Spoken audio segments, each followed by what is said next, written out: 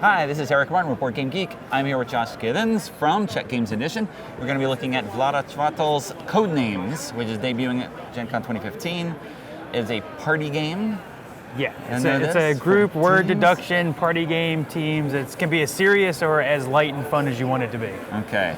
Maybe you can give an overview of the game here, for those who don't know. Yeah, so what's going to happen is we're going to have two teams of players. You just divide up as evenly as possible, skill-wise or age-wise or however you want to decide to divide up.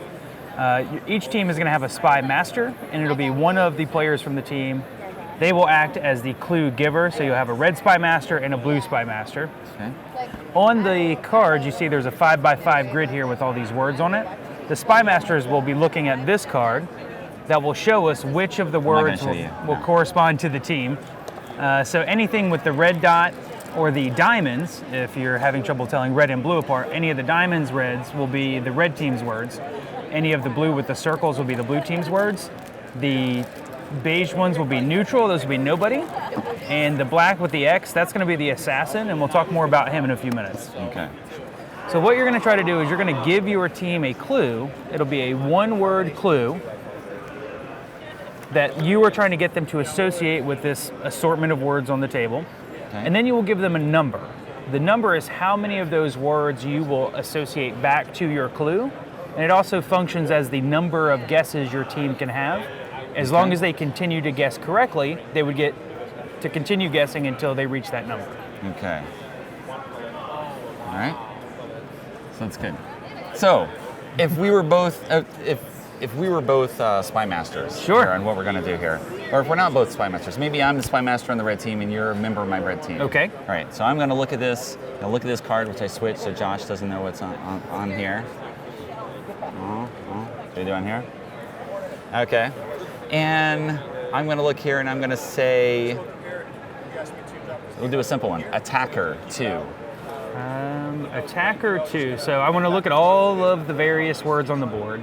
And what you do to kind of, instead of just talking it out, I might talk it out to myself, but to kind of confirm my answer, I'll actually touch the card. That way your team's not like, oh yeah, you said that word while you were just kind of thinking. Right. So for attacker, I would say probably fighter is a pretty good one. That was a given. And you said 2, so I think knights can attack things, so I'll guess knight as well. Yes. So now what would happen, this is kind of an extra rule that I like to introduce after the first round or two, is I got the maximum amount of words correct that you gave me. It doesn't necessarily mean that they were in reference to your word, but I got 2 red words and you gave me the number 2. Right. So now I would get a +1 bonus guess. I have very little information to go off in the first round, so I'm going to avoid the bonus guess because if I accidentally chose the black X, which is the assassin, my team would lose immediately and the other team would win. So we kind of want to avoid him at all costs. Right. Okay. This also works as a 2-player game. It does. So what we would do in the 2-player version is we would do just like we're playing now, and then at the end of each of our guessing rounds, you would take one of the blue team markers and just put it on a blue word.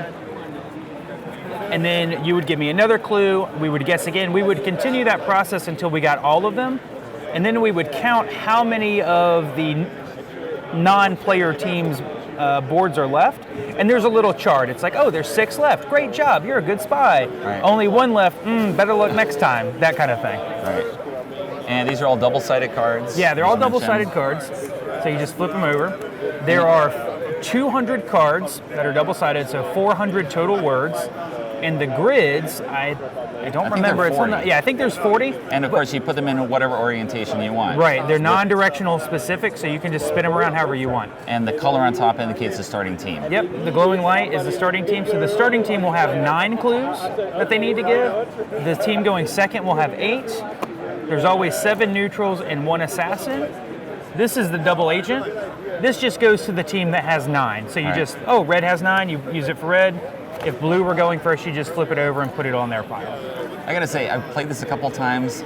This was my top pick for like what to buy at Gen Con. Well, thank you. And it's mostly just because it has what I really want in a game where it allows you to be creative. Yes. And interacting with these other people. Like you get to be clever. Absolutely. And that's a big part of what I like about games is just being like, you get to do something creative and fun and work with people. It gives you kind of a little mini world to explore as you're doing that. I found it very interesting, especially here at Gen Con, and I've taken the prototypes of some other shows, seeing the ways that people are associating the words.